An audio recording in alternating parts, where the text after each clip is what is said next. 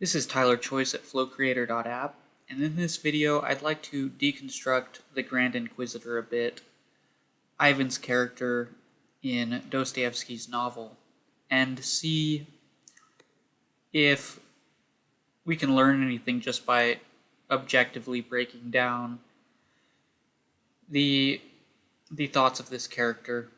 And I've been wanting to do this for a while, so this is kind of an experiment. I don't have a plan here. I don't have I do have my own beliefs, but I'm not necessarily pointing to them. I just want to see what can be drawn from this text. I feel this is a heavy text for most people, and this process of breaking down, I feel I should say I have a background in breaking things down, reverse engineering. I've been doing that for many years. And applying that to a text like this is the same process I'd use deconstructing anything else. And in this case, we're breaking down a personality, and Ivan is a pretty conflicted character. I'm going to just jump into it and just start breaking down this text a bit and see what happens here. So Ivan's talking to Alyosha, and he's starting to express that there's a youthful spirit in him that he values. He loves the sticky leaves in spring. That's all it is. It's not his intellect or his logic. He loves it with a different place, with one's stomach. And in the Eastern sense, the stomach is the heart. So there's a little bit of reference to the place which goodness comes out of you in the Eastern sense. The first strength of one's youth. Alyosha says he understands that this longing to love. There's a longing to love. So I'm just gonna write that. A longing to love. He's got this calling for this. So love life more than the meaning of it. So that would be more than the reason of it, more than the intellect of it. So this is, you could say, a part of Ivan more than reason. There's a confliction here. We'll just say more than the reason and the logic of it all. Say it must be regardless of logic. And that's where the meaning is. I'll just say this is real meaning. Something that goes beyond Ivan's massive intellect. Alyosha says, you love life, now you only have to try to do the second half and you're saved. So Dostoevsky, you might say that he believes in the Christian ideal. You know that from his background in Russia. And there's an action component. There's an action component to this faith and belief. It says, you're trying to save me, but perhaps I'm not lost. What does your second half mean? Well, you got to raise up your dead, who perhaps have not died after all.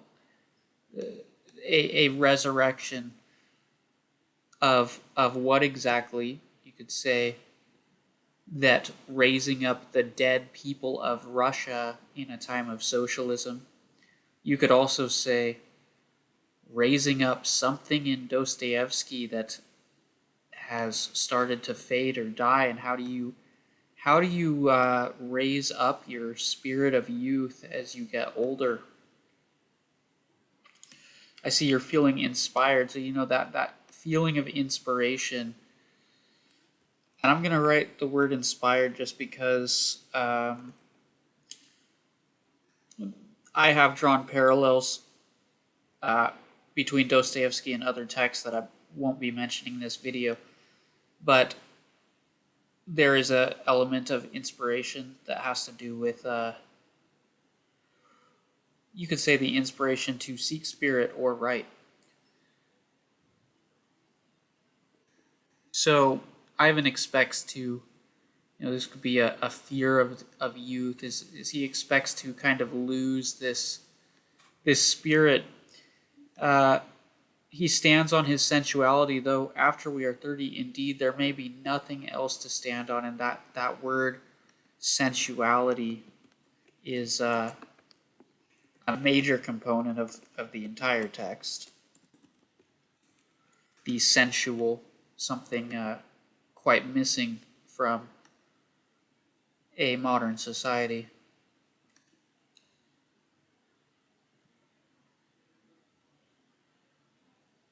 I'm just scanning here.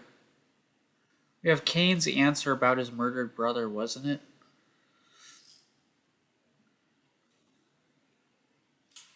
Do we have a perspective of Ivan as Cain, maybe, but that's not enough to go on to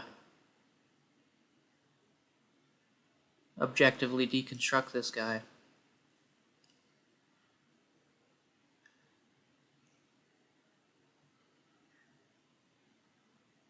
That might be enough background to jump into the Grand Inquisitor. And we have something going on here with young Russia, talking nothing about eternal questions. You could say that they're using reason, they've got nothing else to do. What do you believe? What don't you believe? They're passing the time. So they're not really necessarily trying to solve, they're not really trying to resurrect the dead. They're asking these eternal questions, having these moments of connection where they meet when they go out of the tavern. They're not going to meet again for 40 years. They're talking of transformation and socialism, anarchism.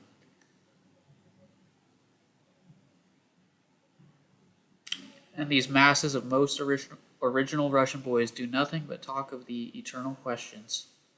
Questions of God's existence and of immortality. Same questions. It's sometimes very unwise to be a Russian at all, but anything stupider than the way Russian boys spend their time, one can hardly imagine. But there's one Russian boy named Alyosha I'm awfully fond of. So the existence of God, and we're really getting into it. So you declared yesterday that there is no God. I was just teasing you. I saw your eyes glow, but now I can tell you what I really think here.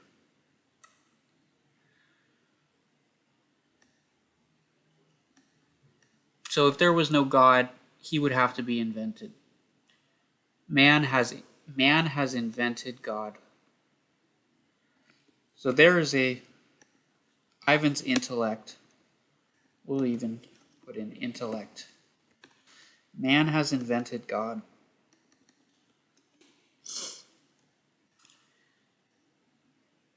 It's a fascinating to Ivan that not only does God exist, the idea of the necessity of God, how did this enter the head of such a savage, vicious beast as man? Now that's actually in Kabbalism, if I'm saying that right, is the idea that how did this animal creature that murders and kills have any kind of divine inspired thought that maybe he shouldn't do things this way? I kind of feel like that's faith. How did the idea of God even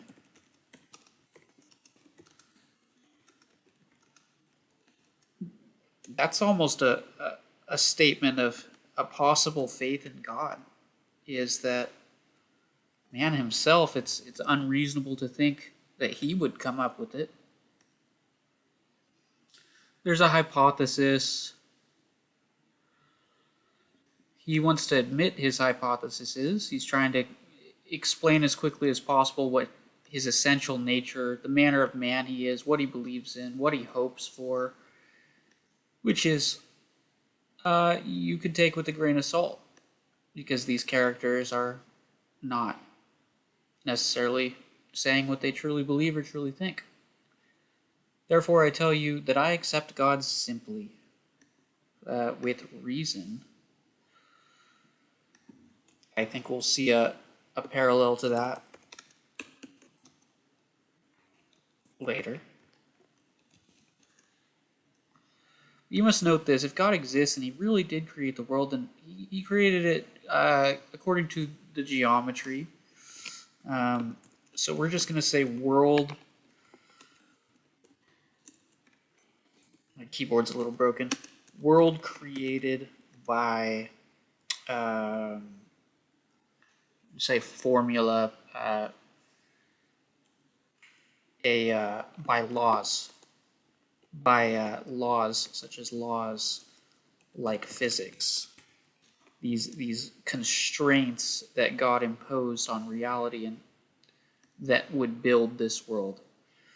Yet the human can only conceive of these three dimensions, so this is his three-dimensional mind. His reasoning mind can only perceive three dimensions. He can comprehend perhaps higher dimensions, but that is all he can truly model. They doubt the whole universe, the whole of being, was only created in geometry, Euclid's geometry. These two parallel lines, which according to Euclid can never meet on Earth, they meet somewhere in infinity. I've come to the conclusion that since I can't understand that, I can't expect to understand about God. So, this is evident in kind of a true believer, actually, is that he the old word says that man cannot understand God, and he has recognized, I can't understand God.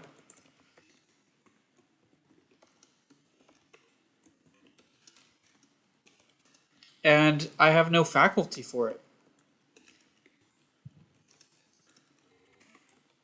He doesn't possess the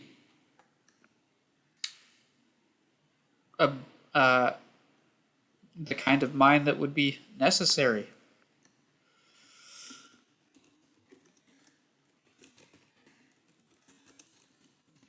There's no way for him to know for sure. I have a Euclidean earthly mind, and how could I solve problems that are not of this world? I advise you never to think about it either, because then you might kind of become like Ivan. Whether he exists or not, you just might as well just have faith, and there would be an amazing ignorance to believe that you could solve God with this three-dimensional mind. So I accept God. I accept his wisdom, his purpose.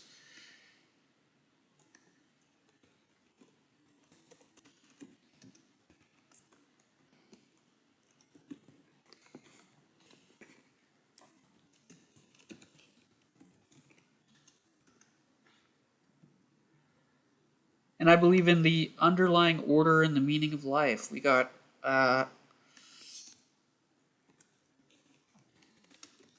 order and meaning of life, eternal harmony, which you could say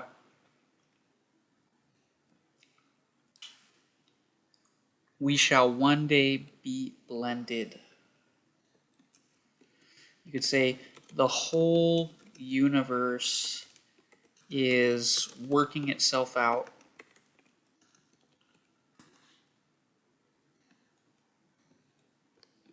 to a solution.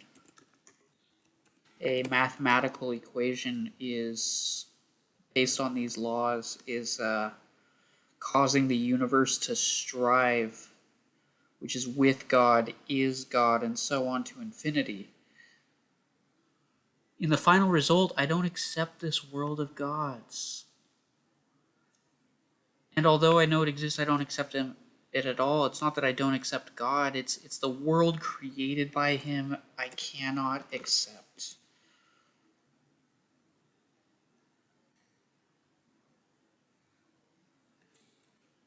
Because if you have read this text, you know that Ivan's reason to Alyosha is that his three-dimensional mind cannot rationalize the terrible crimes against humanity.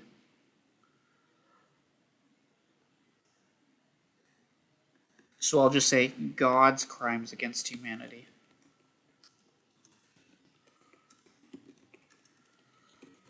are not justified and never will be by Ivan.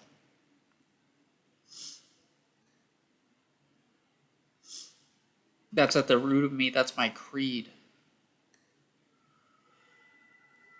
I'm in earnest of what I say. I began our talk as stupidly as I could on purpose, but I've led up to my confession. Now, why did you begin as stupidly as you could? For the sake of being Russian. These are inconceivably stupid questions. The stupider one is, the clearer one is. Stupidity is brief and artless, while intelligence wriggles and hides itself. This kind of intelligence used to try to be right and try to say something perhaps that is dishonest in a sense.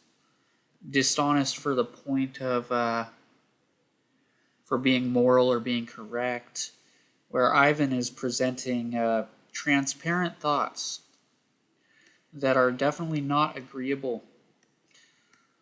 So you'll explain why you don't accept the world? To be sure I will. It's not a secret. That's what I've been leading up to. Dear little brother, I don't want to corrupt you or turn you from your stronghold. Perhaps I want to be healed by you. You know, there's a part of Ivan displayed here that he's inspired by Alyosha's faith. There's a beauty to that. You could say even a sensual beauty to that. Which is that a sensualist might sense. So here's a confession. I could never understand how to love one's neighbors. Now this is something talked about in the entire text. You could just say the three-dimensional mind cannot love one's neighbors. The mind is not built that way, which is a big problem for Dostoevsky if he wants to follow Christ's ideal of loving everyone.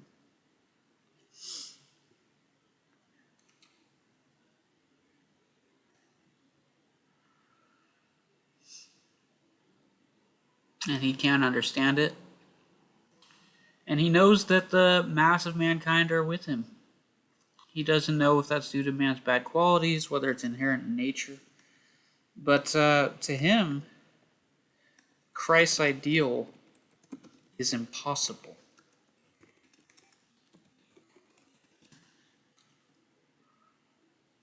Here's the, you could say, ultimate Christian fallacy, to be cruel, is he was God, but we are not gods. This is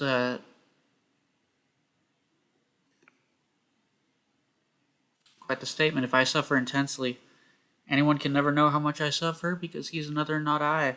There's a lack of comprehension of another's suffering. You can't have compassion on something you can't see.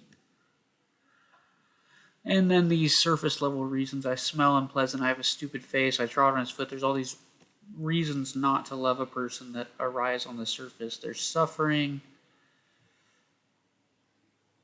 And, some of this humiliating suffering humbles me. For hunger, for instance. Now, that's a little bit deep. Because hunger can weaken your intellect and strengthen your heart, your love, your loving faculty.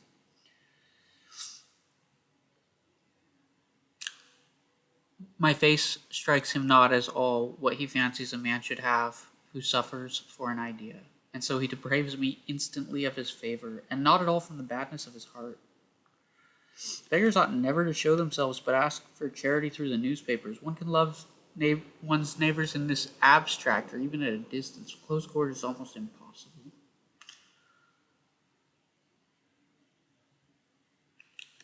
Now we have this Buddha nature. Children can be loved even when they're dirty. This inherent perfection, the Buddha inside the person in the Eastern sense, the Christ inside the person in the Western sense. He's recognized these grown-up people have eaten the apple, and they now know good and evil, and they've become like gods. I think that might be worth logging here. The children don't know this difference between good and evil. They are so far innocent. They have not eaten this tree of the knowledge of good and the knowledge of evil, which I believe is central to what makes the Inquisitor evil and the greatest danger of the egoic mind and how it works.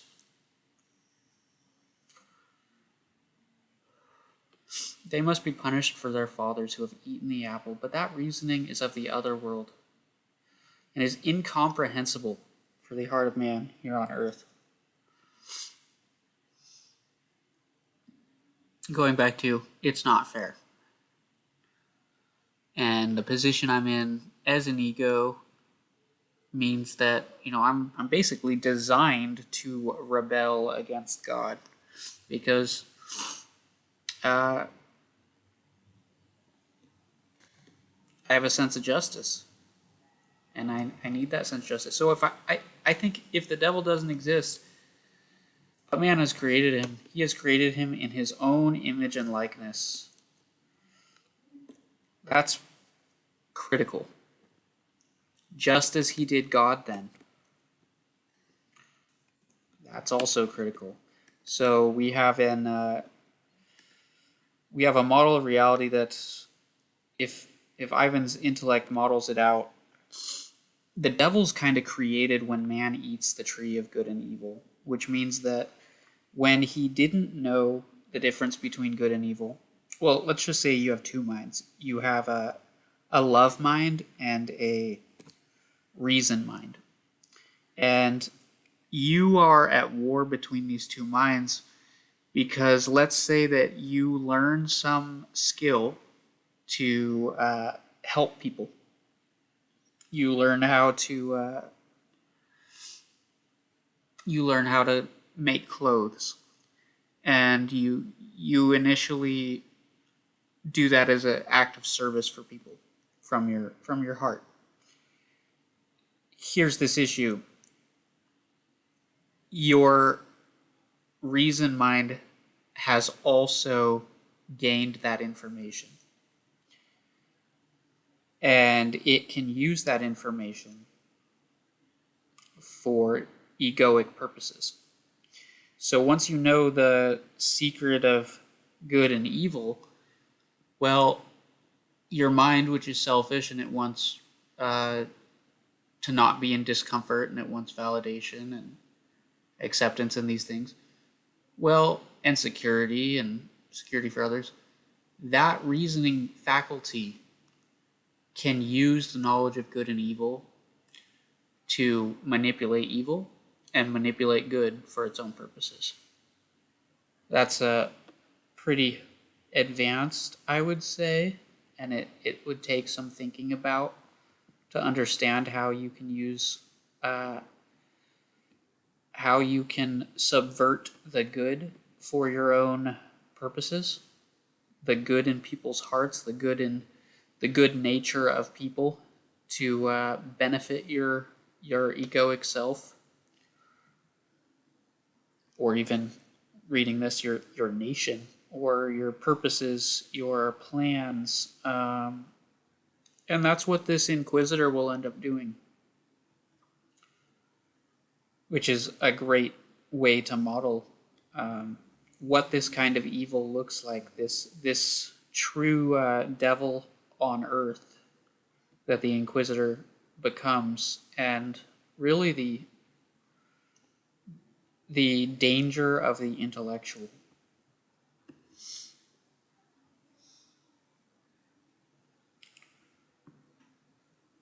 So I think that this is where Ivan goes on to tell of kind of these are the horrible atrocities that he just cannot justify, and that turns him against God. This infamy must be and is permitted. I'm told that man could not have existed on earth without it, for he could not have known good and evil.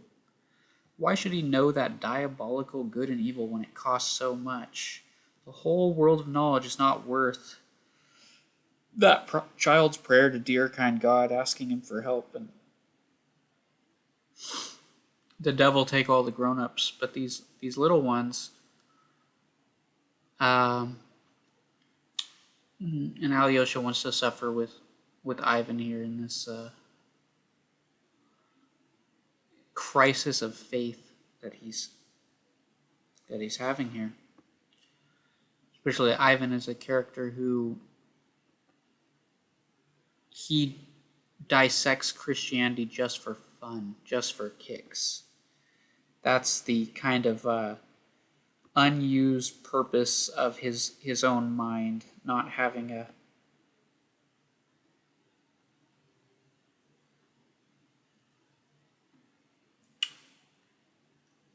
even if you say so, you're a pretty monk, so there is a little devil sitting in your heart, Alyosha.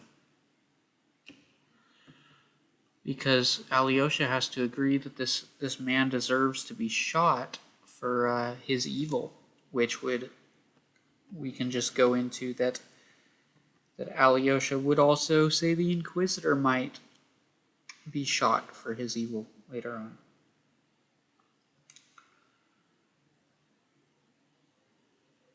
Of the other tears of humanity, of which the earth is soaked from its crust to its center, I will say nothing. I am a bug. I recognize in all humanity that I cannot understand why the world is arranged as it is. Men are themselves to blame. I suppose they were given paradise, they wanted freedom, then stole fire from heaven. Though they knew they would become unhappy, so there's no need to pity them. I think that's worth logging here.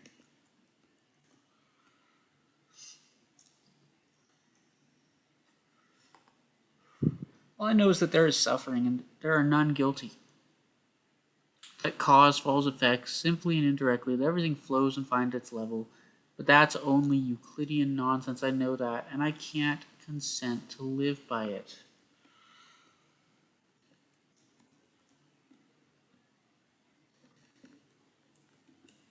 And here is a confliction. I cannot consent to live by it. There's no comfort to know that none are guilty and that cause follows direct simply and directly, and that I know it. I must have justice or I will destroy myself. And I need that justice here on earth, that I could see myself. I've believed in it. I want to see it. And even if I'm dead, let me rise again to get that retribution. Surely I haven't suffered simply that and we're just going to condense that into surely I can't have been born for nothing.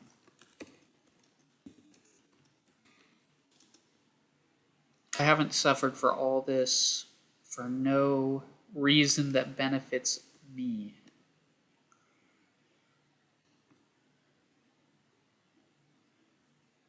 Yeah, I want to be there when everybody comes all together and it was all worth it in the end, but what about the past? What about these things that really violate the very thing that makes me human, makes me good? I mean, if you really recognize this issue, Ivan's issue is fundamental.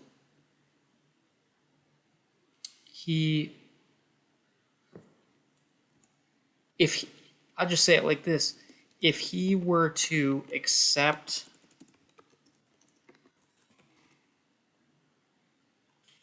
these atrocities, he would be choosing evil in his mind. So he's choosing his fundamental goodness because his spirit, you could say, will die without it. He has to have that integrity of morality alive. Even his integrity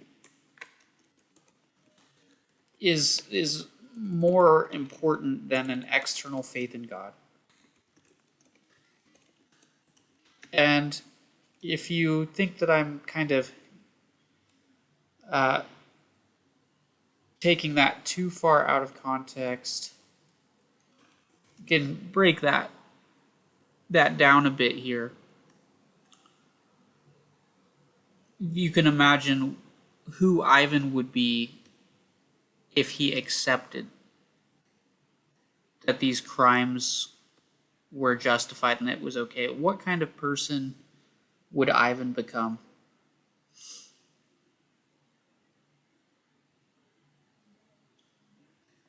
He cannot accept that harmony because he cannot accept the cost. Because if he did accept the cost, he would be the kind of person that says that the ends justify the means. And in our day, we call that a Hitler.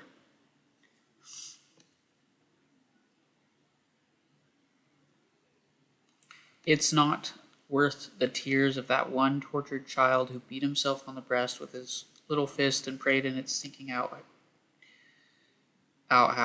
And what good can hell do? That's not retribution. It doesn't. Eternal suffering in hell doesn't right the wrong. You can't measure the cost of the suffering. I'd rather be left with the unavenged suffering. I'd rather remain with my unavenged suffering and unsatisfied indignation, even if I were wrong, because too high a price is asked for harmony. It's beyond our means to pay so much to enter on it. The means is his integrity. If I am an honest man, if I am an integral man, I am bound to give it back as soon as possible. And that I'm doing. It's not God that I don't accept Alyosha, only I must respectfully return him the ticket, saying, God, I understand that this is beyond me, that this is greater than me, that I can't, with my mortal mind, comprehend why things are the way they are. But I cannot agree with you. And that is rebellion. So if we go back to this statement that his reason, intellect, is rebellion, and you consider who the mythological rebel was, the devil who rebelled against God, then Ivan's intellect, his reason, his rebellious nature, his Euclidean nature, his intellectual nature that accepts God simply but does not agree with God, would stand on the other side of the fence of God. You could see this confliction. You could say that he's against man being the devil, but he is also on the side of the devil in his intellect. Perhaps I'll say man is creating the devil, but he's also on the other side of the fence of God, putting him in the other camp. That was essential and inevitable to torture death only one tiny creature. And Alyosha, of course, cannot rationalize it either. But then you have Christ's principle coming. Is there a being in the whole world who would have the right to forgive and could forgive? But there is a being. He can forgive everything, all and for all. He gave his innocent blood for all and everything. You've forgotten him, and on him, it's him they cry aloud, the King of Kings, Holy of Holies, that thou art just, O Lord, for thy ways are revealed, this final revelation, the one without sin and blood. And I've been wondering how you didn't bring him in before, because usually that is the very first thing the very first argument a Christian will make is, so you don't believe in the one, you don't believe in the resurrection, you don't believe. And now we have the Christ principle. We're gonna say that this is less Ivan and more Dostoevsky, is the Christ principle that Dostoevsky might hope could be true, that somehow there is a miraculous principle that could well,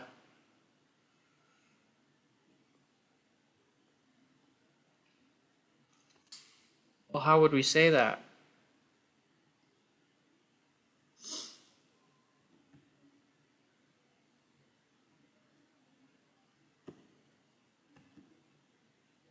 I wouldn't say justify.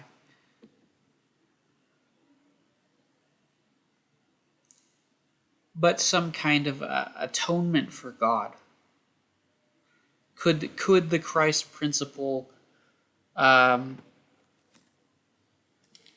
God for these things, for the way that things played out? Could God make a sacrifice that would justify his own crimes from the reason, the intellect's perspective? Could a pure love, a pure mercy? But we're taking that from the reason, the intellect stance of Ivan's is atheistic. It is, for context, this is a model of reality that understands that the laws of physics will cause, over time, people's hearts will open, just like the prophets say. People will learn how to be kinder to each other. People will learn how to love one another. Every time that a witch is burned at the stake, some little boy's heart will see that, and there'll be some kind of recognition, hey, this isn't right. What are these people around me doing? And that kid's going to grow up, and he's going to be a little bit more compassionate. And these over time, humanity learns from its atrocities. The burnings of the massacres of Solomon for generations burn a stain in people's minds that I don't know what's wrong, but something, I don't think we should do that. The most wicked people over time, seeing enough destruction to recognize that maybe this is not the way that we were intended to live. So we've actually reached the Grand Inquisitor. And I think this is where it could get pretty interesting. So I'm probably gonna skim pretty fast through the introduction because it's not as relevant, but some of it paints some early pictures here. Our Lady visits hell. Michael leads her through the torments. She sees the sinners and their punishment. One noteworthy set of sinners in a burning lake. Some of them sink to the bottom of the lake so they can't swim out, and God forgets these people because he's just so extraordinarily has such depth and force. And this would go back to God playing a bigger game with his laws that he set up. That he's not. Nobody's going to remember some of these transitional periods, you could say, in the goes back to Kabbalistic thought a bit. So when God points at the hands and feet of her Son, nailed to the cross, and asks, "How can I forgive his tormentors?" He bids all the saints, all the martyrs, all the angels and archangels to fall down with her and pray for mercy on all without distinction. This is this act of rebellion against God. Again, this God, you chose to sentence these people and I'd like to correct your decision, God. It ends by her winning from God a respite of suffering every year from Good Friday till Trinity Day. And the sinners raise a cry of thankfulness from hell. Oh, thou art just, O Lord, in this judgment, this correction of original judgment. A rebellion against the original judgment, basically from man's mind, corrected to a way that the reasoning intellect will say, okay, I got my compensation. So 15 centuries have passed. If you know the background of this text, you already know this story. No signs from heaven come anymore to add to what the heart doth say. Nothing left but faith in what the heart did say. There were some miracles, but the devil was pretty active. Doubts were arising in the truth of these miracles. And a huge star like to a torch fell on the sources of the waters and became bitter. The heretics blasphemously denied miracles. Those who remained faithful were all the more ardent in their faith. The tears of humanity. That is so critical to Dostoevsky's fundamental. The word tears in all of his work always has to do with a deeper cry of humanity in him.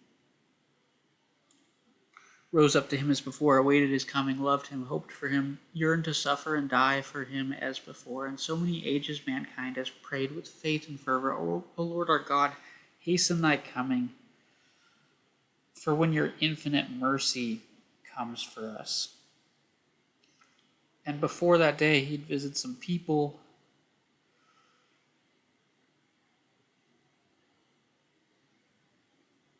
And he sets up the scene here.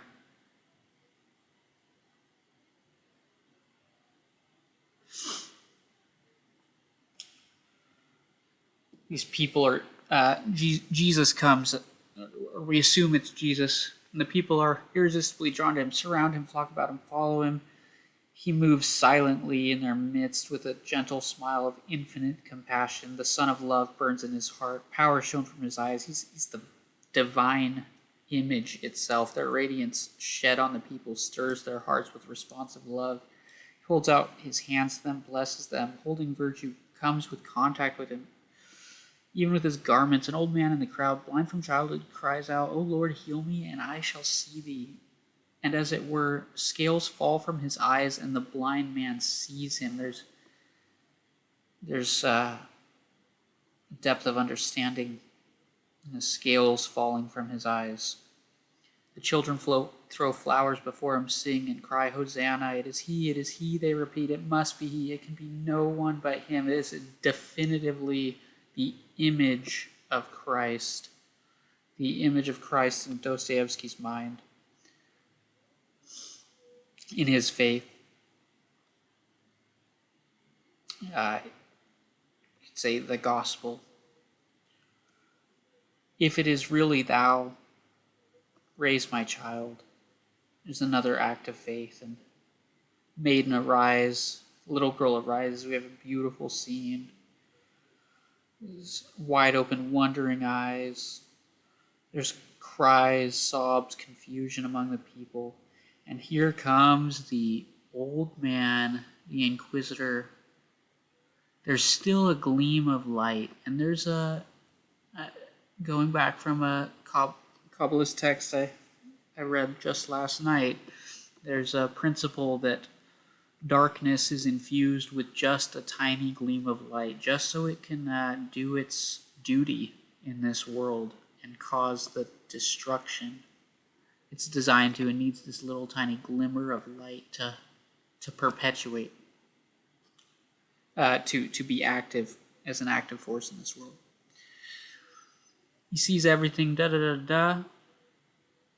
He's gonna say, "Is it thou?" And he's gonna take him. So why do you come to hinder us? And do you know what will be tomorrow? I know not who you are, and I don't care to know if it's you or only a semblance of you, but tomorrow I am going to burn you at the stake as the worst of heretics.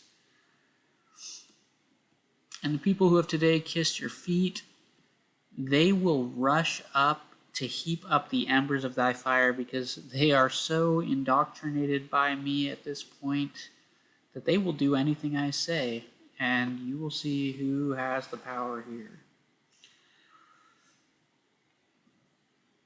Is this a wild fantasy, a mistake on the part of the old man, some possible mistaken identity? Take it as the last. If you're so corrupted by modern realism and can't stand anything fantastic, I'm kind of telling a fantastical story here, and you're kind of over realizing it. He might have been struck by the appearance of the prisoner. We don't really know. All that matters is that he should speak out, and he should speak openly what he's been thinking in his depraved old mind that's seen too much and done too much, as Wolverine once said. And the prisoner too is silent. Does he look at him and not say a word? That is inevitable in any case. Even from the case of the old man, who's told him he has no right to add anything of what he said of old. He's already said his message. It's the Inquisitor's turn now. This is the response of humanity to Christ's message. It's still in the Pope's hands. There's no need for thee to come now at all. The Pope's got it. He's taken care. He's been ordained. So hast thou the right to reveal to us one of the mysteries of that world from which thou hast come? Do you even have the right? Not sure I want to start with that line, but I'll just log it just for...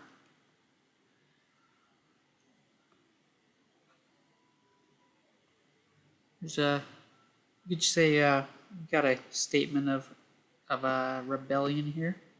No, you don't. You may not add to what you've already said. You already did your thing. You may not take from men the freedom that you exalted when you were on earth. You can take this as a opinion statement, but I'm just going to throw in the opinion that what you could say that Christ gave to the Inquisitor is he gave the Inquisitor the knowledge of good and evil. And when I say that, what I mean is that Christ's parables gave a template, a blueprint for how to build order and wealth, even if you were corrupt. The laws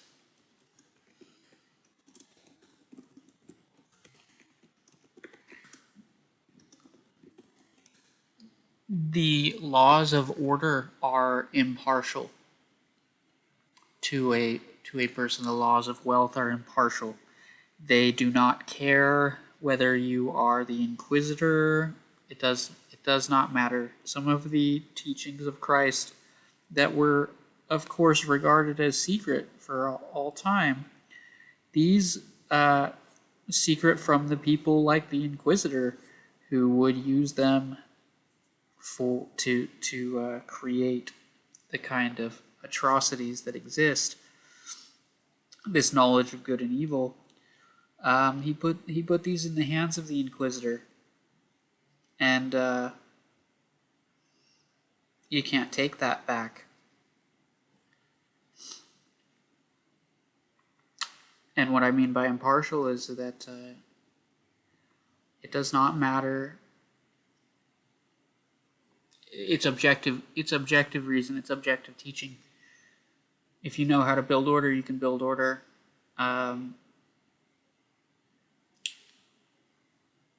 It's based on a deeper understanding that was given to people who do not have deeper understanding, and allowed them to use their reasoning intellect faculty to build the world. So man was created a rebel.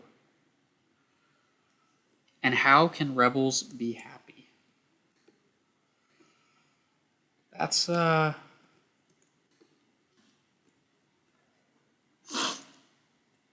He says to him, "Thou hast had no lack of admonitions and warnings, but thou didst not listen to those warnings. You rejected the only way by which men might be made happy. But fortunately, you left the work to us, and we could fix it. We could correct your work. You gave us powers to bind and unbind, and now you can't take that from us." These are general. This is a general level breakdown of the text. What I think is worth more value has a lot more to do with the spirit of the wilderness and the Great Spirit. So why have you come to hinder us? And what's the meaning of no lack of admonitions and warnings? Well, this there's some warnings perhaps about the wise and dread spirit, the spirit of self-destruction and non-existence. Self-destruction, that means that if you follow this spirit, you're going to self-destruct. And non-existence, this means that it is of a non-eternal nature. You would have two things. You'd have things of an existence nature, and you would have things of a non-existence nature.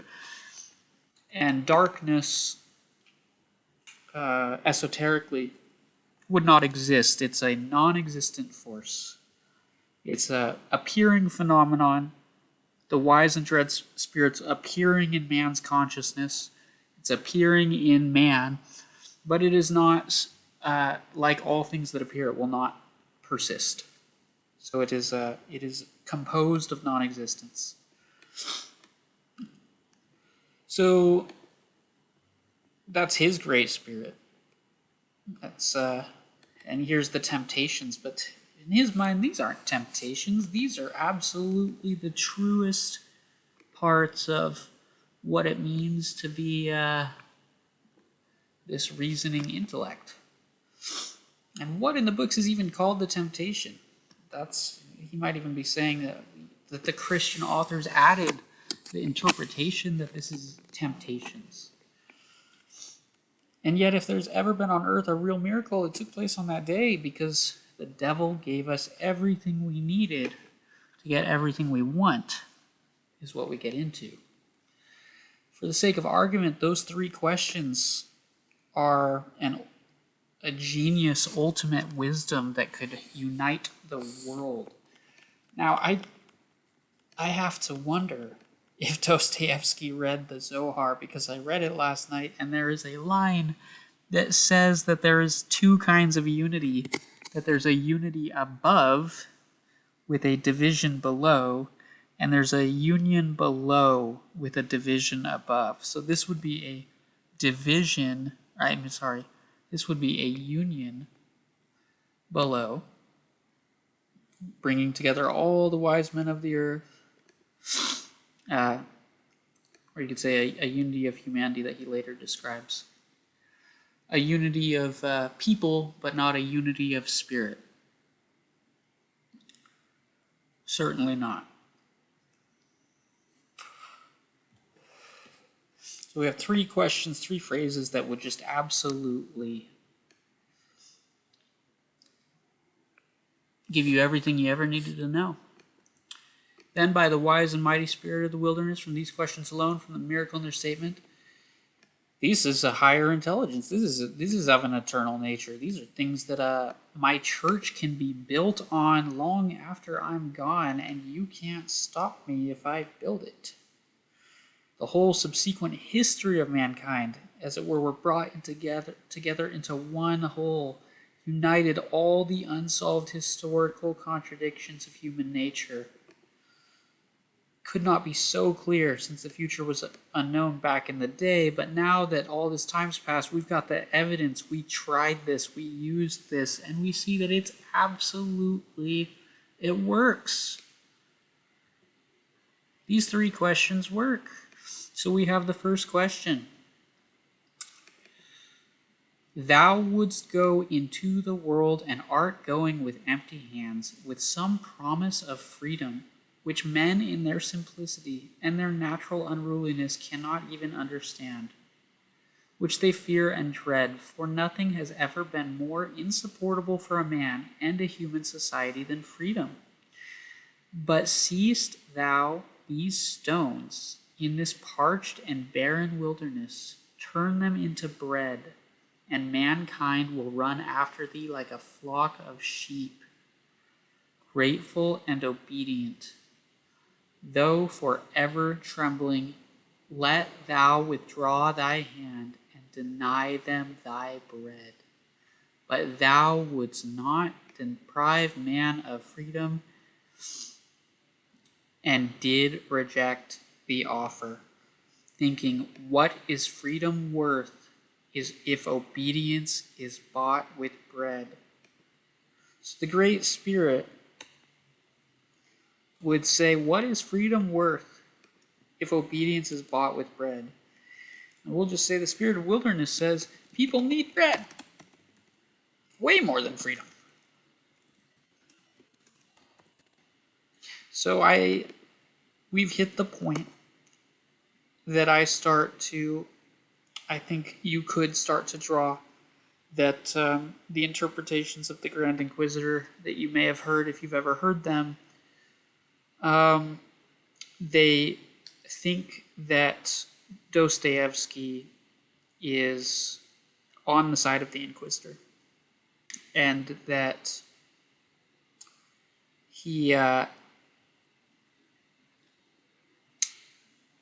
that what he thinks is what the Inquisitor thinks. But I think that as we start to model this out, you'll notice that this Great Spirit believes in an ideal of freedom. And I would think that Dostoevsky, in this text, particularly when the elder displays a great act of freedom later in the text, that this is what Dostoevsky values more than anything else, and dreams of for humanity. This day that a man might act according to his true nature, his true freedom nature. That even, let's say, just to model it, that one of the marks of freedom is that you could act according to a fundamental truth regardless of circumstance, which means that if you didn't have bread and your mind was tormented and you were starving, you still have freedom. You have a certain freedom that that circumstance does not dictate your behavior.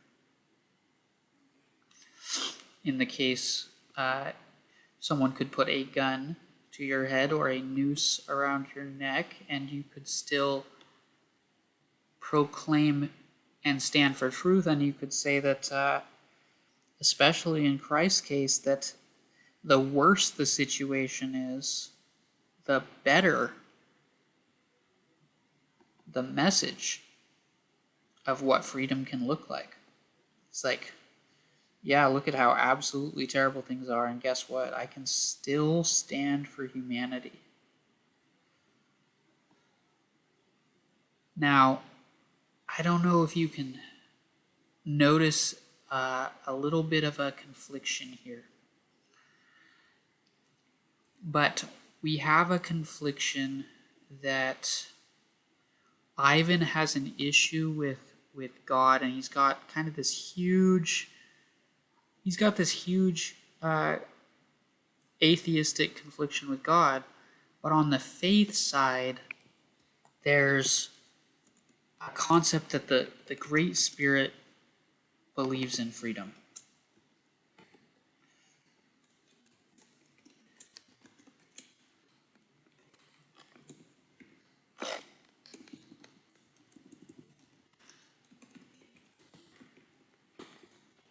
And Dostoevsky believes in freedom.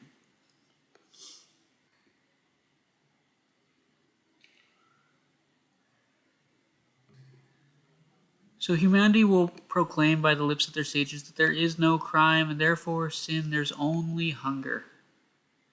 Men are only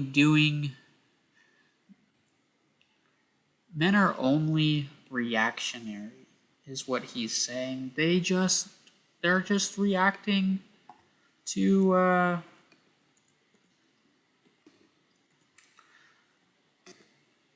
their circumstance. And I'm going to make that maybe a meta point here, is hunger is circumstantial. I did not spell circumstantial.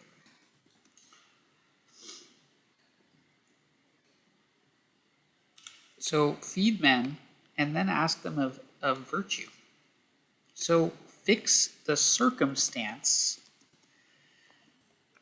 and then you can work on the inner problems.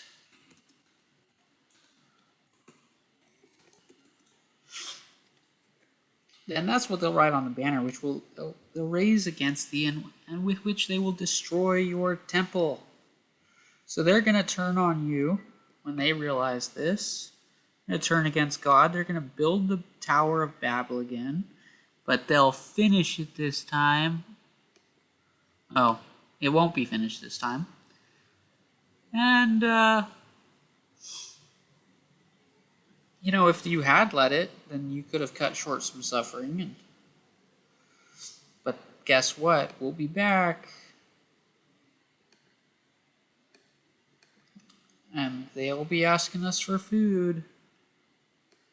And we will feed them in your name, because we know the secret.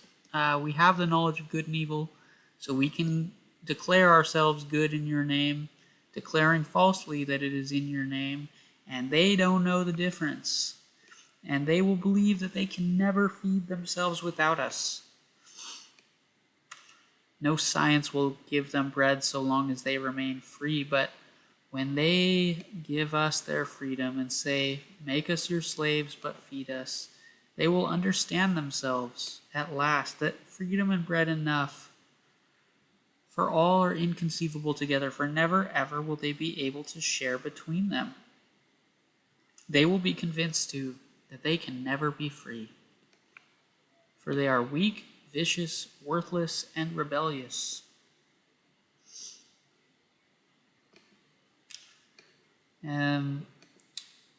It might be worth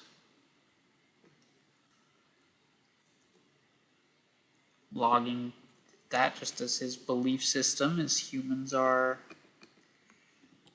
weak.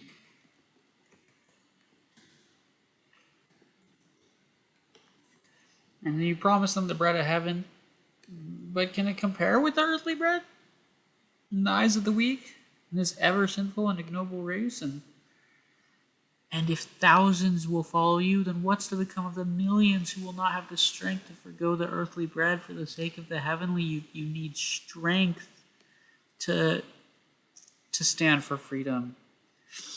And you only care for the tens of thousands of the great and strong, but you don't care about the millions who are weak, but love you. And what about them? No, we care for the weak. We are...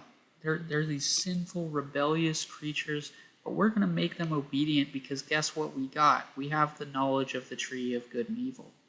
And we can make them marvel on us and look on us as gods and take on that burden for you, God, since you didn't.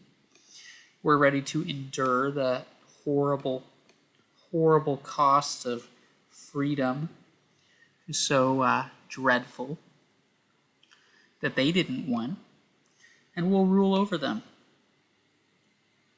because it's absolutely terrible to be free. There's so much suffering and misery in that freedom, especially in the Exodus. If you're free in the desert, not very happy.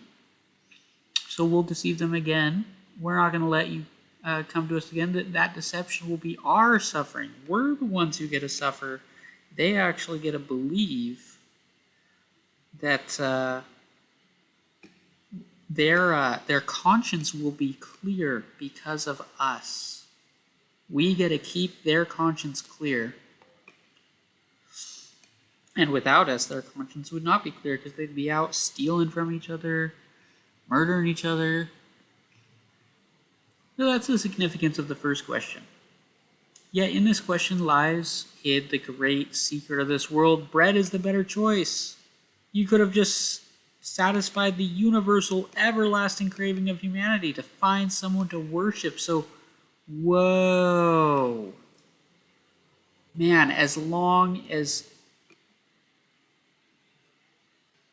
man is free, he strives for nothing so incessantly and so painfully as to find someone to worship. That's what he really wants. He wants to serve. He doesn't want to be free. He wants to worship someone. That's his nature. And if you give him something like that, man, if you give him something like that, he'll agree at once to worship it. And these pitiful creatures are concerned not only to find what one or the other can worship, but to find community of worship. This is the chief misery of every man. We got to worship together. And there's some comfort in the mind of reason. If everyone else is worshiping, then my conscience is clear again.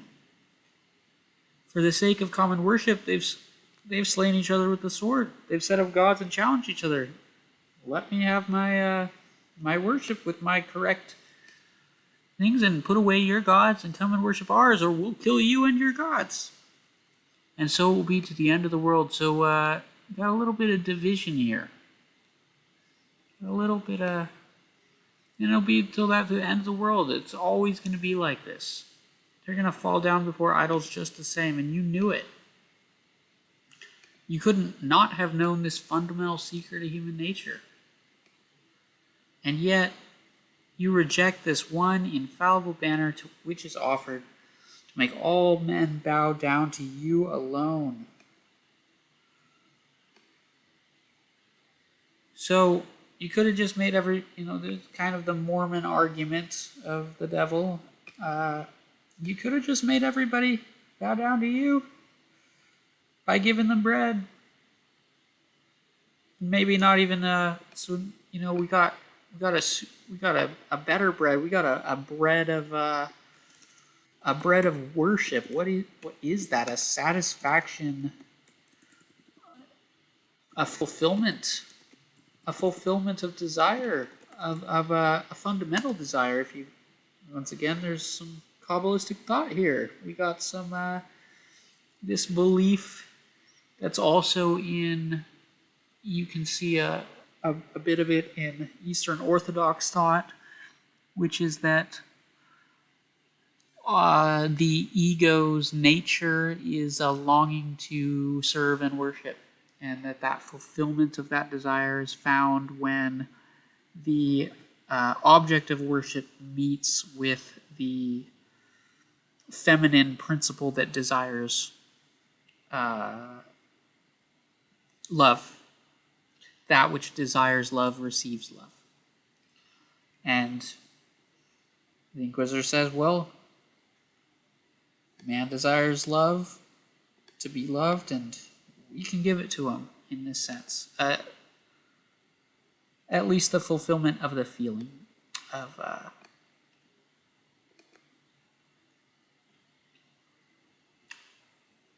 maybe not the same as Christ's love, but at least a cease of the torment of the longing. So, again, in the name of freedom, what? Man is tormented by no greater anxiety than to find someone quickly to whom he can hand over that gift of freedom with which the ill-fated creature is born. But only one who can appease their conscience can take over their freedom. There's an exchange of conscience here. I deceive you to ease your suffering. In bread there was offered thee an invincible banner. Give bread, and man will worship you, for nothing is more certain than bread. There is certainty in this. A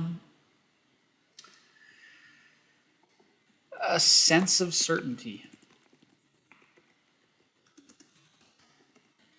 But if someone else gains possession of his conscience, then he will cast away thy bread, and follow after him who has ensnared his conscience. In that thou was right. It's like, if you stare at a tiny dot on a wall for long enough, you're going to forget that there's a wall, and all you have to worry about is the little point on the wall, because that's all you remember, that's all you see. So for the point of man's being is not only to live, but to have something to live for. We need something to live for. We need something to live for.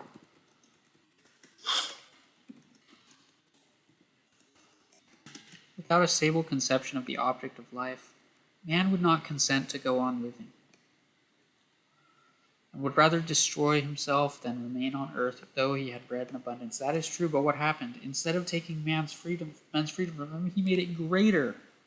Did thou forget that man prefers peace and even death?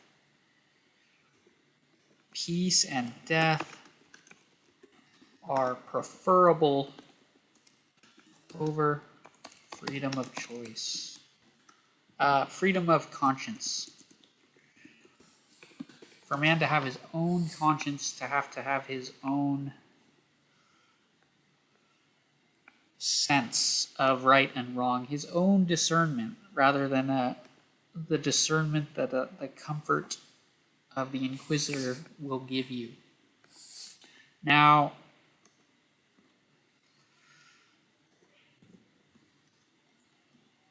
we're just going to say that the spirit of wilderness, say, I can give you freedom of conscience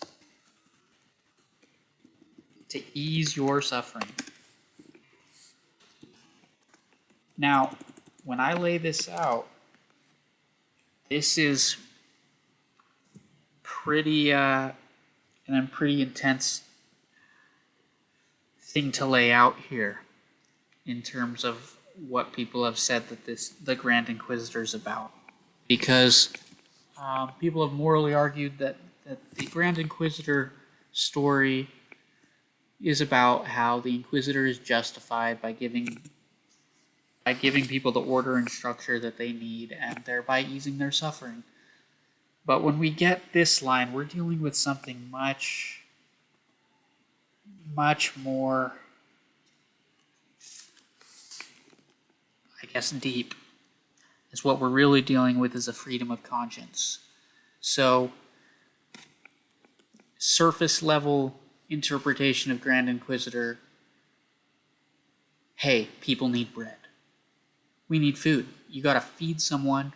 That's the surface level argument being made here. That someone's gonna be like, oh, that's what Dostoevsky was talking about.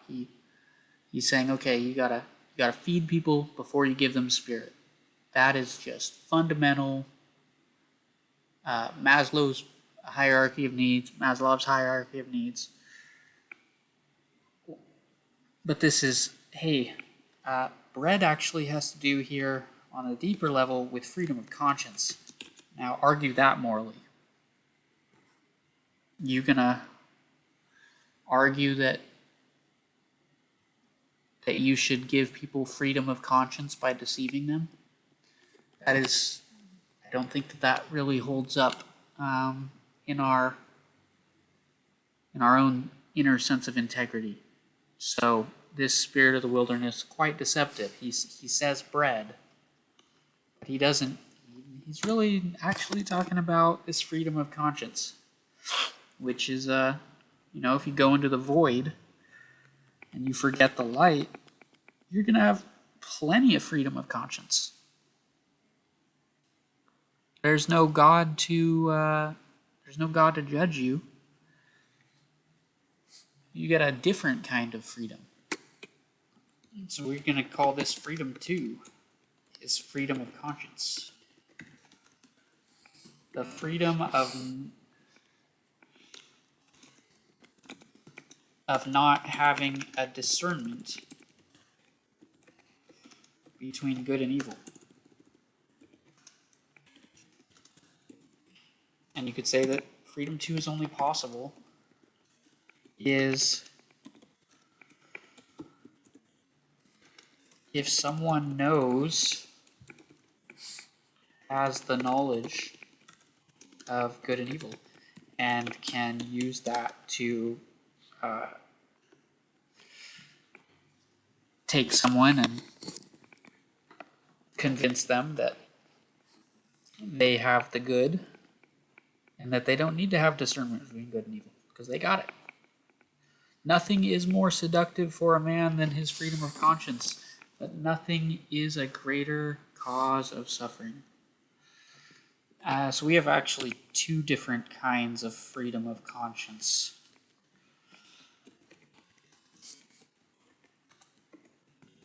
See how the spirit of the wilderness is super deceptive, because freedom of conscience could mean, in the spirit of the wilderness sense, that you don't discern between good and evil. The other freedom of conscience is that you have the freedom to have a conscience.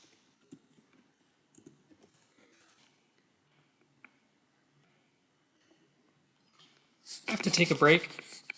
So thank you for listening, and coming up here on an hour and 20 minutes, pretty long. I hope you maybe gained a little bit of deeper interest into this text. That Dostoevsky may not be as surface level as he seems. I hope to continue this. Thank you.